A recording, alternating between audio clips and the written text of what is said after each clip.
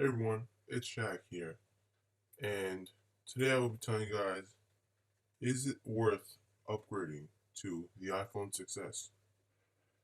So, according to Apple, they say their new slogan this year is the only thing that's changed is everything. Everything has changed, guys. And what they mean is the way you interact with your phone. They mean the way you touch, multi-touch changed everything in 2007. And today they think, well, when they released this, they thought Force Touch would change everything once again. And so they change their slogan is the only thing that's changed is everything, which is I guess it's alright. I mean, it makes sense, but at the same time it doesn't. But I'll get to that later. So the phone's main thing is the speed. Obviously, S model is always with the speed, so it's a lot faster. But under normal use, normal person use, it doesn't really make a difference. I mean, if you're just a normal person, it will not make a difference for you, whether you have the S or the 6. It doesn't make a difference. However, if you're an intensive gamer, you do intensive things on your phone, you might see the difference. That's the first thing. And iOS 9, you already got that. So that more than half the features of the new phone, the new thing, you already got because you got iOS 9. So that's one reason why you should not upgrade. Because you got more than half the features already with iOS 9. But the iPhone 6s does have some of the things that the iPhone 6 does not, even without iOS 9. The first thing I'd like to point out is the camera, which is 12 megapixels, and I mean the iPhone 6 camera is just phenomenal. I mean, you shoot 1080p, 60 frames per second, it's just perfect. However, this has 12 megapixels camera and it gets 4K videos in, which is a big difference. So if you're someone who takes a lot of pictures, makes lots of videos, I would definitely suggest upgrading. It's worth it, And so if you're someone who takes a lot of pictures and does a lot of work with camera, it's worth upgrading. That's all I can say for that. However, if you're someone who doesn't do too much of that, then it might not be worth upgrading.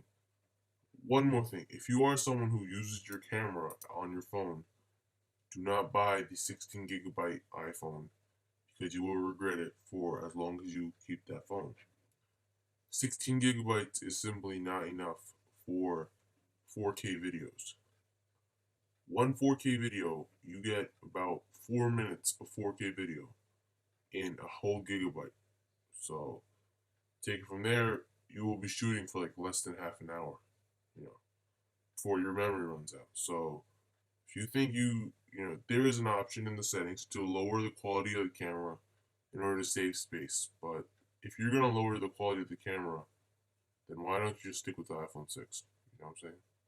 It's $100 cheaper, and it's also $100 to upgrade the memory. So if you're the kind of person who wants good videos and it doesn't really care at the same time about the quality, just spend $100 less on the phone, get the iPhone 6, but spend $100 more and get a better gigabyte inside, more gigabytes. Because Apple says, according to the Apple, 1 minute of 4K video takes up 375 megabytes, and that means you're gonna run out of megabytes really quick. And multi-touch is just that force touch thing I already talked about. I personally did not use it too much, and it's nice for peeking and popping, but I did not really. I mean, it's really helpful, but as far as using it, it doesn't really make a difference. I mean, it is nice, but you have to get used to it. You do need to get used to the new feature because it takes time. Just like Touch ID, we have to get used to it, but Touch ID we use more often, and we got used to it real quick. This, on the other hand, I'm not sure how long it's going to take to get used to it, but I've been using my phone for about a week, and I'm not used to it yet. So we'll have to see about that. If you're looking at Touch ID, unless you think it's really cool, I don't think it's worth upgrading for. A9 chip is fast, and like I said, if unless you're using your phone intensively, it's not gonna make a big difference. Design, it's just the same damn thing. It's just a little thicker. I mean, the phone is a little thicker. It's a little heavier because the new touch sensors, of course. But it's the same thing: faster LTE, faster Wi-Fi, a little faster Touch ID. All these things, you won't feel any difference unless you're doing intensive things, like I said. So as far as that goes, that's it. However, there's another thing I'd like to show you guys. The two phones. See, this is the iPhone 6s. I just typed in iPhone 6s. There you go. Boom. Over here we have the iPhone 6. I just typed in iPhone 6.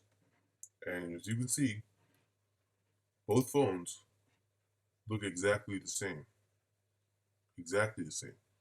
The only difference in the exterior is, I mean, this has gold color, of course.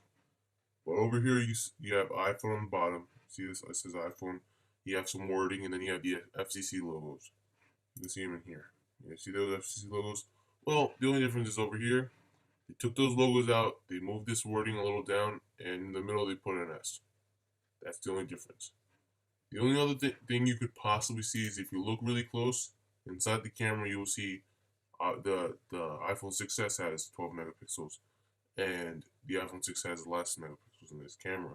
But that's if you look very closely at the phone. So besides that, really it looks the same. So I'm not sure everything has changed because they don't look like they changed. However, that's up to you to decide. Hope you enjoyed this video. I mean, like I said, I don't think it's worth upgrading from the iPhone 6. But if you do have an iPhone 5s, I would consider upgrading, because it does make some improvements, and especially the size is a big improvement. Once you start using it, you will realize that when you go back to the small screen, you'll realize, damn, the screen's small. You know, you watch something on that screen, and you realize, 4 inches is really tiny. So that's why I would say feel free to upgrade because it does make a difference. Or just wait for the iPhone 7 because if you have a 6, you can wait one more year. Go ahead and wait because the iPhone 7 is going to be a new shape, definitely, because Apple only keeps one shape for 2 years, and it probably won't be a lot faster. It probably won't have a lot better camera, but it's going to have a bunch of other things. Like they're going to have a new shape. That's the first thing that I know. They're going to have a new shape. So we'll see when the time comes. It's still a year away, and there's no leaks or rumors, so there's no point in that. But when the time comes, of course, it will be on my channel. And of course, I will have one as soon as they come out next year. So hit that subscribe button for all things Apple, all things cars, all things whatever. And I hope you enjoy your day. Have a great day, guys. Share this video if you know anyone who's looking to get an iPhone 6s, they're debating if they should upgrade. Feel free to share that video because it's good for people to know what they're getting into. I mean, I know what I'm showing you guys is true, so think about it. The iPhone upgrade program is bullshit. You end up paying like $300, $400 a year for the phone. You're better off buying it outright and then selling it on eBay or something afterwards. But of course, if you're someone who's really rich, you don't have time for that, and you really don't care, go ahead and spend your money. Of course, I don't mind. Anyway, if you liked this video, please hit the like button. If you didn't, then hit the dislike button.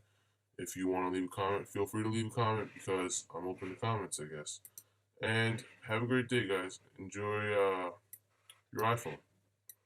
And if you're making videos, get the success. You got that?